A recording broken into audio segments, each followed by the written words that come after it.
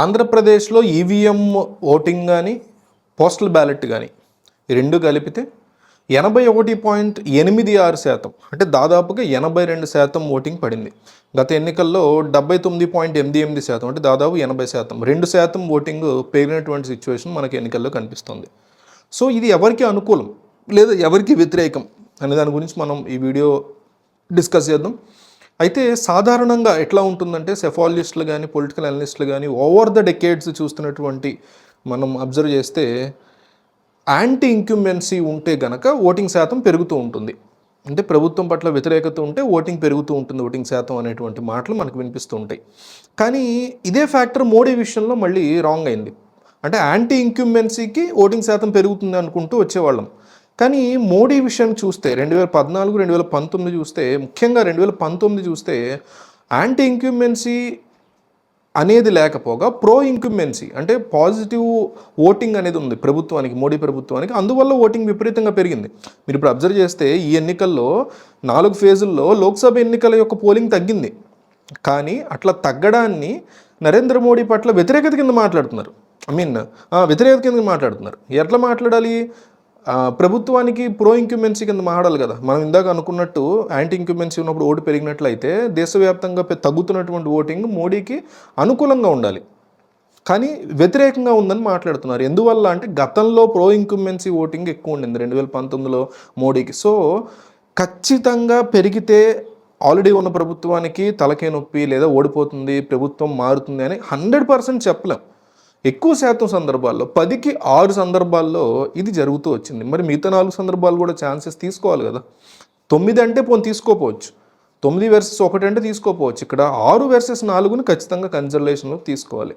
మరి ఇంతమంది ఓటు వేయడానికి యాంటీ ఇంక్యుమెన్సీ కాకుండా ఇంకా వేరే కారణాలు, ఇతరత్ర కారణాలు ఏముండి ఉండొచ్చు?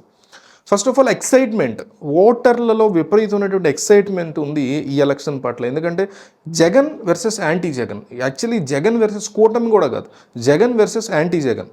జగన్ కావాలి అని జగన్కి అనుకూలంగా ఓటేసేవాళ్ళు ఒక పక్క, జగన్ మాకొద్దు వేరే ఎవరైనా పర్వాలేదు అని కూటమి కోటేసేవాళ్ళు ఒక పక్క. ఈ రకంగా ప్రజలు విడిపోయినటువంటి పరిస్థితి ఎన్నికల్లో. సో నువ్వా నేనా, ఎవరు గెలుస్తారు అనేటువంటి ఎక్సైట్మెంట్ ప్రజల్లో విపరీతంగా ఉండింది. దానివల్ల ఏంటంటే నేను కూడా ఒక భాగస్వామిని అవ్వాలి ఎక్సైట్మెంట్లో, నేను ఎక్సైట్ అవ్వటం కాదు, నేను కూడా ఈ ఎక్సైట్మెంట్లో ఎంతో కొంత పాల్గొనాలి అనే ఉద్దేశంతో ప్రజలు ఎన్నో గంటలు బారులు తీరినటువంటి పరిస్థితి ఉంది ఎలక్షన్ బూతుల్లో కానీ అక్కడ కానీ. ఇంకొకటి మెయిన్గా ఫియర్ ఫ్యాక్టర్ బాగా పనిచేసింది. ప్రజల్ని చైతన్యపరచడం చాలా కష్టం, దానికి దశాబ్దాలు శతాబ్దాలు పడుతుంది. కానీ భయపెట్టడం ఈజీ, ఒక్క పూట సరిపోతుంది. ఒక్క పూట నుంచి కొన్ని వారాల పాటు ప్రజల్ని జగన్మోహన్ రెడ్డి కానీ చంద్రబాబు కానీ తీవ్రంగా భయపెట్టినటువంటి సందర్భాలు ఉన్నాయి. ఒకటి జగన్ వైపు నుంచి ఆయన భయపెట్టింది ఏంటంటే మేము వెళ్ళిపోతే పథకాలు తీసేస్తారు వచ్చిన వాళ్ళు, ఇదివరకు వాళ్ళు గెలిచినప్పుడు ఎటువంటి పథకాలు ఇవ్వలేదు, వాళ్ళు మాటలు నిలబెట్టుకోలేదని ఈయన ఒక ఫియర్ ఫ్యాక్టర్ వదిలాడు ప్రజల్లోకి. ఇంకో పక్క చంద్రబాబు నాయుడు ఏం వదిలాడంటే ఆయన స్టైల్ నుంచి జగన్మోహన్ రెడ్డి కనుక మళ్ళీ వస్తే మీ భూములు కాదు, భూములు మొత్తం వాళ్ళు రెక్కలు కట్టుకుని తీసుకెళ్ళిపోతారు అనేసి ఆయన ఒక ఫియర్ ఫ్యాక్టర్ వదిలాడు. ఇందులోనూ కొన్ని నిజాలు ఉన్నాయి. సో ఆయా వర్గాల వాళ్ళు ఎవరైతే అవి నమ్మి ఉన్నారో ఆ ఫియర్ ఫ్యాక్టర్కి వాళ్ళు బయటికి వెళ్ళారు ముందు ఓటేయడానికి. మిగతా సంగతి తర్వాత నాయన, ముందు ఈ చంద్రబాబు వస్తే స్కీములు బిగేస్తారు అంటున్నాడు జగన్, నాకు జగన్ నమ్మకం, జగన్ కరెక్ట్గా చెప్తాడు ఏదైనా, ముందు ఓటేసేయాలి అబ్బా, ఇంట్లో కూర్చుంటే కుదరదని ఆ ఫియర్ ఫ్యాక్టర్ బయటికి లాక్కొచ్చింది. అట్లాగే చంద్రబాబు నాయుడు చెప్పింది అమ్మో జగన్ మళ్ళీ వస్తే భూములు లాకేసుకుంటున్నాడు అంటున్నాడు, చంద్రబాబు చెప్తే నమ్మకం ఉంటుంది, ఆయన కరెక్ట్గా చెప్తాడు, ఆయన నమ్మే వాళ్ళు ఉంటారు. వాళ్ళు ఆ ఫియర్ ఫ్యాక్టర్తో బయటకు వచ్చి ఓటేసినటువంటి సందర్భాలు ఎక్కువగా మనకు కనిపిస్తున్నాయి. ఈ ఫియర్ ఫ్యాక్టర్ అనేది కూడా ఓటింగ్ పర్సంటేజ్ పెరగడానికి ఉన్నటువంటి మరొక ముఖ్య కారణం. ఇంకొకటి ఏంటంటే ఎన్నికల్లో మూడోది మనీ ఫ్యాక్టర్. ఈ మధ్య కాలంలో ఎస్పెషల్లీ సౌత్ ఇండియాలో ఒక 2-3 దశాబ్దాల నుంచి తీవ్రమైనటువంటి ఇష్యూ. అంటే డబ్బులు పంచడం ఓట్ల కోసం. నార్త్ ఇండియాతో పోల్చుకుంటే మనకి ఎన్నో రేట్లు ఎక్కువ ఇస్తూ ఉంటారు. ఇక్కడ మన నార్త్ ఇండియాలో చాలా చోట్ల డబ్బులే ఇవ్వరు అసలు. ఎలక్షన్ వెరీ బ్యాడ్ హ్యాబిట్ అది, డబ్బులు ఇవ్వడం అనేది చాలా తప్పుడు వ్యవహారం. బట్ అది అలవాటు చేసేసారు, ప్రజలను నాశనం చేశారు. సో ఇప్పుడు నా ఏరియాలో ఉన్నటువంటి ఒక వైసీపీ కార్యకర్త, వైసీపీ పనిచేసే అతను, టీడీపీ లేదా కూటమి పనిచేసే అతను వచ్చి మా కుటుంబానికి ఎవరికో డబ్బులు ఇచ్చాడు అనుకోండి. రేపొద్దున అతను ఎదురుకుండా కనపడాలా, ఈవోలు కనపడాలా, పోలింగ్ బూత్లో కనపడాలా. నేరుగా చంద్రబాబు, జగన్, పవన్ కళ్యాణ్ వచ్చి కాదు కదా ఇచ్చేది, లోకల్ ఉన్న లీడర్లే కదా. మనం ఎక్కడ తిరుగుతున్నాం ఏంటి అన్నీ తెలుస్తాయి కదా వాళ్ళకి. సో రేపొద్దున అతను వచ్చి అడిగినప్పుడు ఎవరికి వేసావు అన్నప్పుడు అసలు ముందు ఫింగర్ మీద చూపియాలా, పోలింగ్ బూత్లో వాళ్ళకి లెక్కలు గిక్కలు ఉంటాయా? ఉత్తనే ఇవ్వరు కదా. మనకు ఒక 2000 5000 ఇస్తున్నారంటే రేపు పొద్దున దోచడానికి ఇస్తున్నారు, అది కరెక్టే. అది కాకుండా మనం ఇస్తున్నది వేస్తున్నారా లేదా అనేది కూడా వాళ్ళు చెక్ చేసుకుంటారు. ఆ ప్రెషర్ కూడా ప్రజల మీద ఉంది. బయటకు వచ్చిన తర్వాత టీడీపీ వాడికి అమ్మ నీకే వేసానని, వైసీపీ వాడికి అయ్య బాబు నీకే వేసానని చెప్పుకుంటాడేమో కానీ వేయడం అయితే వేయాలిగా. ఆ రకమైనటువంటి ప్రెషర్ కూడా విపరీతంగా ఉంది ప్రజల మీద. అందువల్ల కూడా ఓటింగ్ శాతం పెరిగినటువంటి అవకాశాలు కనిపిస్తున్నాయి. పై సోషల్ మీడియా డిజిటల్ మీడియా ఈ మధ్య ఎక్కువ మంది మా ఫ్యామిలీ గ్రూప్స్లోనే చాలామంది ఓట్ చేసామని నాతో సహా అందరం పోస్ట్ చేసినటువంటి సందర్భాలు ఉన్నాయి. మా అమ్మగారితో పాటు నేను ఫోటో పోస్ట్ చేశాను మా ఫ్యామిలీ గ్రూప్స్లో. అట్లాగే మిగతా వాళ్ళు కూడా చేయటం. అంటే సో ఒకళ్ళని చూసి ఒకళ్ళు ఇన్స్పైర్ అవ్వటం, అది నిజానికి చాలా మంచి చర్య కింద మనం కన్సిడర్ చేసుకోవాలి. అట్లాగే విలేజెస్లో మీకు విపరీతమైనటువంటి గ్రూపిజం బాగా పెరిగిపోయింది ఈరోజు.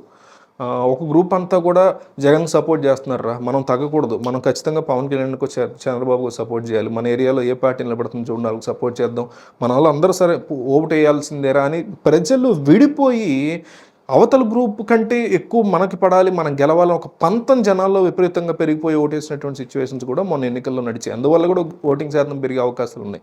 అట్లాగే మొబిలైజేషన్ గతంలో ఎన్నడూ లేని విధంగా చెప్పాలంటే ఆంధ్రప్రదేశ్, ఉమ్మడి ఆంధ్రప్రదేశ్ చరిత్ర నుంచి మీరు కన్సిడర్ చేసుకున్న ఈ చరిత్రలో ఫస్ట్ టైం అనుకుంటా ఈ లెవెల్లో మొబిలైజేషన్. నాకు గుర్తు, మేము చదువుకునే రోజుల్లో చిరంజీవి పార్టీ పెట్టినప్పుడు మేమందరం హైదరాబాద్ నుంచి బస్సులు వేసుకొని ఏలూరు వచ్చాం, మాది ఏలూరు. సో ఇట్లా మా ప్రాంతాల్లోకి వచ్చి ఓట్లు వేసినటువంటి సందర్భాలు ఉన్నాయి. చిరంజీవి కోసమే అని వచ్చి ఓట్లు వేసిన వాళ్ళు ఎంతోమంది ఉన్నారు నాతో సహా. ఇప్పుడు చిరంజీవి జగన్ చంద్రబాబు జగన్ పవన్ కళ్యాణ్ పక్కన పెడితే ముందు మన ఊరెళ్ళి మనోడికి ఓటేసుకోవాలి, ఎవరైనా సరే కావచ్చు. పైగా ఒక వైసీపీకి సపోర్టరో టీడీపీ సపోర్టరో ఉన్నాడు హైదరాబాద్లో, అతను వెళ్తున్నాడు కారులోనో ఇందులోనో, ఒక నలుగురిని తీసుకెళ్ళటం అతనితో పాటు ఆ ఏరియా వాళ్ళని.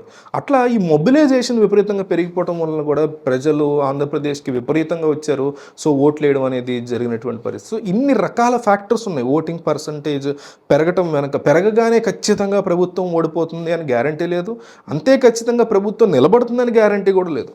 సో ఈ డిఫరెంట్ ఫ్యాక్టర్స్ అనేవి ఈ ఎన్నికల్లో ఓటింగ్ పర్సంటేజ్ పెరగడానికి few of the major reasons కింద మనం చెప్పుకోవచ్చు. సో ఈ ఫ్యాక్టర్ ఏంటి, ఈ ఓటింగ్ పర్సంటేజ్ పెరగడాన్ని మీరు ఎట్లా చూస్తారు, మీకు ఎట్లా అనిపించింది అనేది కామెంట్ చేయండి.